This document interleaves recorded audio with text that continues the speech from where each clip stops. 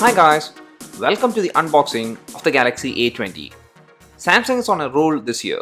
They have launched plenty of budget phones and this is the new one in the A series lineup and it's called the A20. Pricing is 12,490 Indian rupees and here inside the box everything is the usual stuff like documentation, a headset which is the old Samsung style headset which is pretty bad. Then there is the USB-C charging cable which is actually a good thing. Then you get the charging brick rated at 9 volt 1.67 amps which is a fast charger, and finally you get the SIM ejection tool. So let's keep all these stuff away and check the main thing, which is the phone itself. I got the red color but it's also available in black and blue. On checking the device, on the bottom there is the USB-C charging port, headphone jack, microphone and a speaker. On the rear of the device you can see the dual cameras with flash and also the fingerprint scanner. All the buttons are on the right side of the device and they're made of plastic like the main body of the phone. Then on the left of the device is the SIM tray which has 2 slots for nano SIM and a slot for an SD card. This is a good thing considering the internal storage of the device is just 32 GB, so you can actually use a SD card to expand it for storing photos and videos. And then on the top is the secondary microphone. The setup process of the device is straightforward and it took me around 5 minutes to complete the whole setup process. And the first thing I'm liking after setting up the device is the display. It's a 6.4-inch HD Plus display and it's a Super AMOLED display. The display really looks nice with punchy colors, which is the plus point of an AMOLED screen, and also the viewing angles are really good. The display also gets fairly bright and dim, and yes, the A20 has ambient light sensor.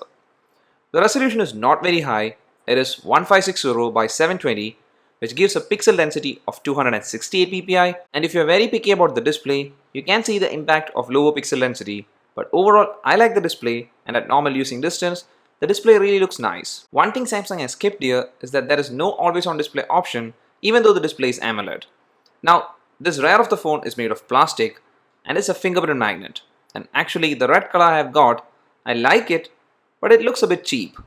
It has this glossy finish and it's because of that it attracts a lot of fingerprints, and from the other newly launched Samsung budget phones that I have used, this will get scratched over time. The rear camera module is almost flush to the body of the phone and same is the case with the fingerprint scanner.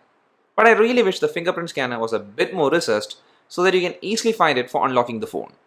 The phone is powered by the Exynos 7884, which is an octa-core processor in which 2 cores are clocked at 1.56 GHz and 6 cores are clocked at 1.35 GHz. I ran Geekbench, but the scores are not that exciting. The single core score is 1107 and the multi-core score is 3457. The A20 has 3 GB of RAM, which is not bad, and as I said earlier, the internal storage is 32 GB, in which out of the box you'll be getting around 22 GB of usable space. I've actually installed all the apps that I use on regular basis, and that's why the storage is now approximately 14 GB. One of the good things of the A series phones is that they run Android Pie out of the box, and also it has Samsung's new One UI, and the security patch level is 1st Feb 2019. Samsung's new One UI is a really good skin that is available for Android right now, and I like it.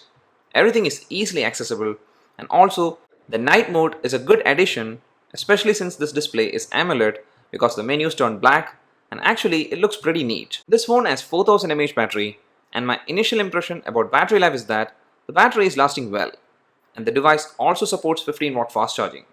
I'm not going to comment about the camera performance right now because I haven't tested it, but for the specs, on the rear you get dual camera setup in which the primary sensor is 13 megapixel with f1.9 aperture and the secondary camera is a wide angle 5 megapixel camera with f2.2 aperture.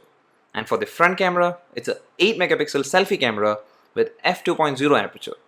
But this is just specs on paper, and what really matters is how it performs while capturing shots. So that's all for the unboxing and the initial review about the Galaxy A20. I've been using it for almost 24 hours now, and the phone doesn't lag much right now. But phones out of the box usually works well, and over time we will notice how it actually performs, and so I'm gonna test it in depth and then we'll let you guys know everything about this phone in my full review, which will be coming soon. Also, before you go, in case if you're wondering, PUBG works well at medium graphics setting even though it's a bit on the slower side for loading. That's up for this video guys. Hope you liked it. If so, please do hit the like button and please do subscribe so that you won't miss the full review which is gonna come soon. See you again in the next one. Till then, bye.